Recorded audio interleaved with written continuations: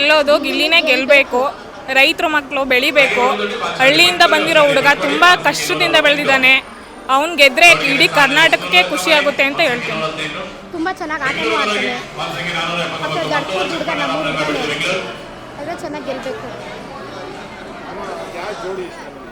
ಗಿಲ್ಲಿ ಕಾವ್ಯ ಏನಕ್ಕೆ Tom and ಜೆರಿಯಾಗಿ ಪ್ರತಿ ಒಂದರಲ್ಲೂ ಗಿಲ್ಲಿ ಯಾವುದಕ್ಕೂ ಕಾವ್ಯ ಬಿಟ್ಕೊಟ್ರು ಗಿಲ್ಲಿ ಬಿಟ್ಕೊಡಲ್ಲ.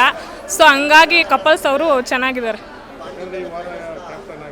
ಕ್ಯಾಪ್ಟನ್ ಆಗಿದ್ದಾರೆ. ಸ್ವಲ್ಪ ಗಿಲ್ಲ ಬರೀ ಕಾವಿನ ಕಡೆನೇ ಗಮನ ಕೊಡೋದು ಬಿಟ್ಟು ಸ್ವಲ್ಪ ಕ್ಯಾಸುವಲ್ ಆಗಿ ಆಟ ಆಡಿದ್ರೆ ಓಕೆ.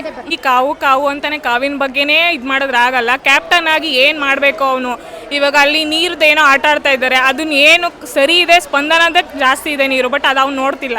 ಬರೀ ಕಾವು ಅಂತ ಕಾವಿನಿಂದೆ ಹೋಗಬಾರ್ದು. ಅವಳು ಹೆಂಗೆ ಅಂದರೆ ಗಿಲ್ಲಿನ ಯೂಸ್ ಮಾಡ್ಕೋತಾಳೆ, ಅವಳು ಇಷ್ಟ ಬಂದಂಗೆ ಅವಳು ಯೂಸ್ ಮಾಡ್ಕೋತಾಳೆ. ಅವಳಿಗೆ ಹೆಂಗಿರುತ್ತೆ ಅವ್ರ ಮನೆ ಬಿಗ್ ಬಾಸ್ಗೆ ಅವ್ರ ಮನೆಯವ್ರು ಬಂದು ಹೋದ್ಮೇಲೆ ಸ್ವಲ್ಪ ಚೇಂಜ್ ಆಗಿದ್ದಾಳೆ ಗಿಲ್ಲಿ ಜೊತೆ ಬಿಹೇವಿಯರು. ಸೊ ಅವಳಿಂದೆ ಹೋಗೋದು ಬಿಟ್ಟರೆ ಇನ್ನೂ ಚೆನ್ನಾಗಿ ಆಟ ಆಡಿ ಕ್ಯಾಪ್ಟನ್ಸಿಯಲ್ಲಿ ಒಳ್ಳೆ ನೇಮ್ ಪಡಿತಾರೆ. ಧ್ರುವಂತ್ ಅಶ್ವಿನಿ ಬಗ್ಗೆ ಹೇಳೋದಾದರೆ, ಅಶ್ವಿನಿ ಅವರು ತುಂಬ ಅರ್ಚಾಟ, ಆಟಿಟ್ಯೂಡು, ನಾನೇ ಹಳ್ಳಿ ಅವ್ರ ಮಕ್ಕಳು ಬೆಳಿಬೇಕು ಅಂತಂದರೆ ಅಶ್ವಿನಿ ಬಿಡ್ತಾ ಇಲ್ಲ. ಸೊ ನಾನೇ ಅನ್ನೋದು ಅಹಂ ಜಾಸ್ತಿ ಅವರಿಗೆ. ಆ ಆಟಿಟ್ಯೂಡ್ ಬಿಟ್ಟರೆ ಅವರು ಒಳ್ಳೆ ಸ್ಪರ್ಧಿನೇ. ಧ್ರುವಂತ್ ಸ್ವಲ್ಪ ಬಿಹೇವಿಯರು ಆ ಕಡೆಯಿಂದ ಈ ಕಡೆಗಳದು, ಈ ಕಡೆಯಿಂದ ಆ ಕಡೆಗಳದು, ಅದನ್ನು ಬಿಟ್ಟರೆ ಅವರು ಒಳ್ಳೆ ಸ್ಪರ್ಧಿನೇ. ಹೇಳೋದ್ರಿಂದ ಗಿಲ್ಲಿನೇ ಗೆಲ್ಲಬೇಕು.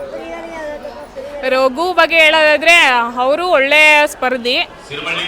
ಗಿಲ್ಲಿ ಜೊತೆ ಸ್ವಲ್ಪ ಬಾಂಡಿಂಗ್ ಚೆನ್ನಾಗಿತ್ತು. ಇತ್ತೀಚೆಗೆ ಫೈನಲ್ಗೆ ಬರ್ತಾ ರಘು ಅವ್ರು ಸ್ವಲ್ಪ ಗಿಲ್ಲಿನ ಬಿಟ್ಕೊಟ್ಟಿದ್ದಾರೆ ಅಂತ ಹೇಳ್ತೀನಿ.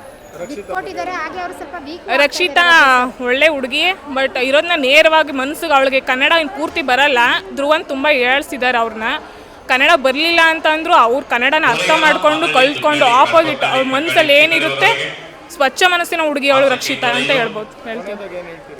ಕೊನೆಯದಾಗಿ ಹಳ್ಳಿ ಹುಡುಗ ಬೆಳೀಲಿ, ಹಳ್ಳಿ ಹುಡುಗ ರೈತರ ಮಕ್ಕಳು ಬೆಳಿಬೇಕು, ಗಿಲ್ಲಿ ಗೆದ್ದು ಬರಬೇಕು, ಇಡೀ ಕರ್ನಾಟಕಕ್ಕೆ ಖುಷಿ ಆಗುತ್ತೆ ಅಂತ ಹೇಳ್ತೀನಿ. ಆಲ್ ದ ಬೆಸ್ಟ್ ಗಿಲ್ಲಿ, ಚೆನ್ನಾಗಿ ಆಟ ಆಡು.